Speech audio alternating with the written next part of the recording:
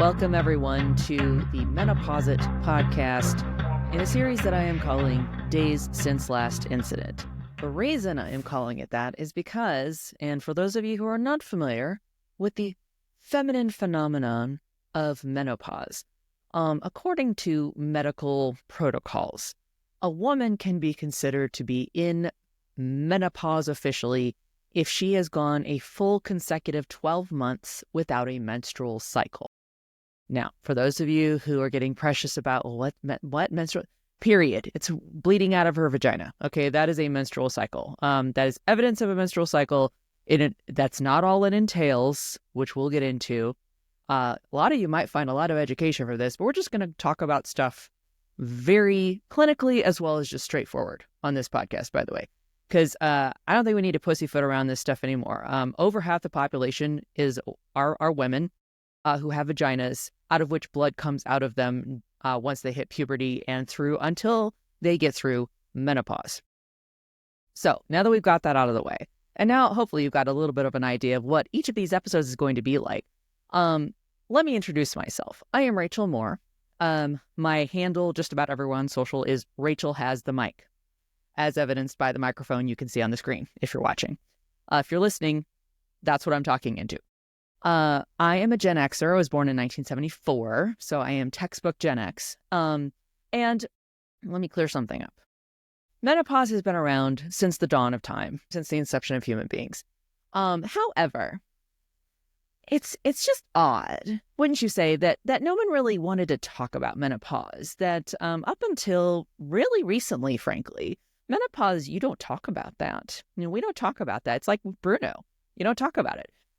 Nobody wants to talk about it. No one wants to know that women bleed out of their vaginas. No one wants to really, I don't want to know you have tampons or pads. I don't want to know that happens. Though it's really interesting because so many people have a great interest in the fact that women can have this thing called a uterus that can generate, grow babies and give birth to babies, but no one wants to hear about anything else coming out of the vagina. Well, that's what we're going to talk about on this podcast. I have dubbed this particular episode 54 Days Since Last Incident because it has been 54 calendar days since I myself have bled out of my vagina. Again, just to be straightforward, I have not had a menstrual cycle for 54 days. What's great? This is what's so fun, and I mean that in the most sarcastic way possible. What's great about that is this is not the first time I've gone several weeks, days, weeks, months, without a menstrual cycle. I, about 2.5 years ago, went a full, and this is the numbing part, went about 10 months without a menstrual cycle, and started hormone replacement therapy. I am still having that, except then once I started hormone replacement therapy, guess what came back briefly? Menstrual cycle. It was great. All my hormone levels still indicate that I am perimenopausal/menopausal. I tick all the boxes there. It's just the fact that I menstruated again. So technically, everyone, Rachel Moore here, Rachel Has the Mic, is perimenopausal. Even though I get that medicine has to have protocols. I get it. But I point back to the fact that nobody fucking wanted to talk about women having menopause. And it was very much approachably like, yep, just part of nature. Just go ahead and muscle through it, get through it. Let's talk about some of the symptoms that women get to experience. And I'm just talking about menopause. We're not talking about the rest of our lives and all the things we get to go through. And by the way, I will add a link in the description. There are some wonderful videos put out there by men who are trying to replicate a woman's menstrual cramps, and they wear a TENS unit, I believe, and it zaps them and basically gives them cramps in their midsection, and they don't function with it very well. So we're not going to get into all that, though that is certainly a symptom, or can be a symptom of menopause. So when we're talking about a woman being in menopause, a lot of things start to happen. And I'll share some things that happened to me and where I was like, think I might be hitting that time of life. So when I was about 47 years old, I suddenly started experiencing this hair that you see. And again, it's I dye it, so it has its own issues with that, but we do a pretty good job with it. My hair, almost overnight, turned into straw. Um, I have always really loved my hair. It's not thick, but I have a lot of it. It's very fine. It's funny, if you go to my stylist, when she first, every time she's like, God, your hair just looks so thick. And then I touch it and it's like really fine. It's just, I have a lot of it. So it looks thick, but so I've always loved it. And as a result, I've always been able to do a lot of stuff with it. It's straight as a board, by the way. No waviness whatsoever. Overnight, it turned into straw. And that really, I think that was the biggest thing that threw me for a loop. Particularly if you're a woman, you know that you have certain features where you're like, okay, I can bank on that feature, right? I might struggle with other things. I've always struggled with my weight, but I'm like, man, but I can do my hair. I got this. Or some women, not me anymore, some women have great eyebrows. These are fake. These are put upon. Dude, these get so much help. Some women have great eyebrows. My daughter has fabulous eyebrows. And I keep telling her, I'm like, but and maybe just not other things. So you just know those features that you bank upon. That feature out the window, was turned into straw. Couldn't do anything with it. I'm like, okay, that's weird. And then I started noticing like different hairs, growing in different places or not growing in different places anymore. I'm like, okay, that's weird. Mental fog. Holy shit. I have always had a very acute mind and memory. I have a photographic memory.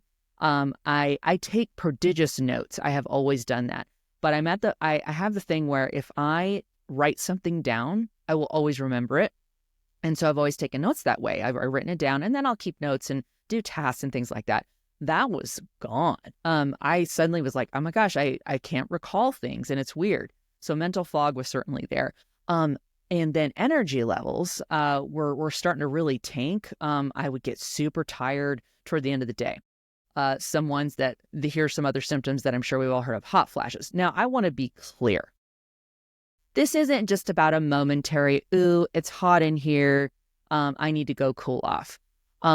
This is as if somebody has just thrust you into a 40-degree warmer environment and you immediately start sweating. And when I talk sweating, you are flop sweating. It's delightful too, especially if you're in a professional environment or somewhere you don't want to sweat. Your armpits go, under your boobs go. So you just literally start. I had a moment at a professional networking event where I was wearing a halter top and I had to cover the front of me because I started having a hot flash and everything from under my boobs was sopping wet with sweat. I was, all the sweat up here.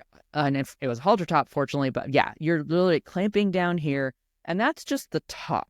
Like, you're sweating. This happens overnight. It can happen in the middle of the day. It can just happen unbidden. So it's not just an inconvenient, ooh, I happen to be a little bit warm right now. That can be pretty traumatizing, particularly if you consider there are women who sometimes we're in an environment where like, not convenient for me to be sweating right now because God, you're judging me on literally every other aspect of my appearance. And now you get to judge how much I'm sweating. Ooh, she must not be able to handle it. No. My hormones literally are saying, your thermostat just increased 40 degrees Fahrenheit, if we want to count that. So hot flashes. And then the other huge, very, life impacting symptom I had or had developed was libido. And again, I'm going to be very straightforward here. My vagina had dried up like the Sahara Desert. Whenever my husband and I would start to get amorous with each other, everything below hip was like, no, I'm not going there. Where are we going? Uncharted territory. And I'm like, what the hell has happened? Now, why should any woman have to say, be told, well, just suck that up, go through all those symptoms? And I've only named a few. Women have drastic weight gain or weight loss. They can have all kinds of their skin changes and just everything. And granted, look, I'm not turning away the fact that we're all going to age. I'm embracing aging. I am Jamie Lee Curtis. If you're out there, my hero, you lady. Oh my God.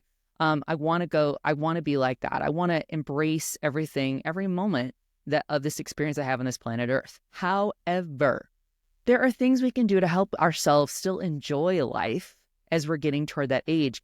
And there's no reason that a woman should be written off when she hits a certain age because, oh, oops, And the reason I say that, and if any of you are like, oh, but that's not true, it's like, okay, well then what do we do for men when they get to a certain age? Medications all across the board. There are so many goddamn things out there that are set up to make sure that men don't feel too special as they get old, and get all up in their feels about their turning older, so that they feel appreciated and accepted and still revered to the same value that they've always been held throughout their life. What about for women? I think we deserve that. So that's what this podcast is about. I'm here as a menopausal Gen Xer woman who has a goddamn microphone. We're going to talk about it. So that's why I wanted to be here.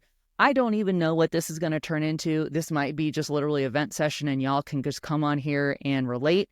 To be honest, I was doing a I was doing a me in menopause series on TikTok, which I'm not on anymore, at least for the time being. But YouTube, I'm here and I want to talk about it. I might have guests on. I might have fellow menopausal women on. I might have some younger women who are like, I don't understand what is going to happen to me when I'm older. I'd be like, girlfriend, buckle up, let's go. So that's what I'm here to talk about. Reporting in, this is Rachel Has the Mic, reporting in at 54 days since the last incident. I'm actually going to be making a call to the clinic that I go to for hormone replacement therapy. That'll be a whole other episode where we can talk about how the fact that most, if not all, insurance policies do not cover hormone replacement. Women get to pay for that out of pocket. But oddly, they do cover Viagra. So weird. Make that make sense. That said, I will definitely be back. We'll be updating on different things about my menopause experience on this here channel called MenopauseIt. This is going to be just one aspect of the channel. Primarily, my channel is about me being a menopausal woman who likes to game. I love playing video games. I enjoy it. I am really loving finding more women, people my age, but mostly women who are also gamers. It feels a little counterintuitive. It's not. We love video games. I greatly think video games, man, you talk about that mental fog. I actually play video games over lunch and it helps me a lot with that. So that's what I do on this channel. I hope you enjoy it. Let me know your thoughts down below if you like this video, if you found it remotely interesting, amusing, or relatable, or informative. Maybe I taught you something today. Like the video. If you know of anybody else that you'd like to make sure they come over and watch it, go for it and share it. I would love that. And go ahead and subscribe. Who knows what the hell you're going to get. But then at least you'll know when a new video hits, whether that's me gaming or me talking shit about menopause. Because I'm not a fan. But here we are. All right. Have a great day, everyone. I will see you I'll report back whenever I have an update about how many more or less days it has been since the last incident.